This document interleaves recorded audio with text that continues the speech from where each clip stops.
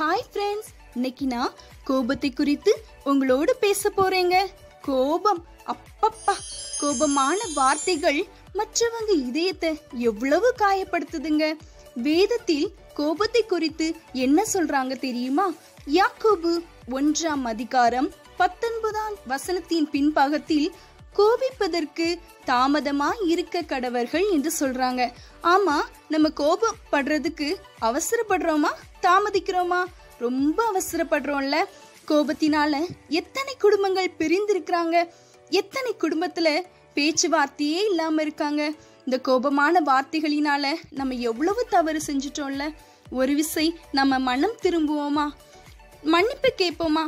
நம்ம பேசின வார்த்தைகளால மற்றவங்களை ஊசியை போல குத்தி இருக்கோமே. ஒரு விசை நம் மனம் திரும்பி இயேசுவிடம் மன்னிப்பு கேட்போம். அதே போல மற்றவங்களை காயப்படுத்தியிருந்தா அவங்களிடம் மன்னிப்பு கேட்போம். கர்த்தர் தாமே உங்களை ஆசீர்வதிப்பாராக. ஆமென்.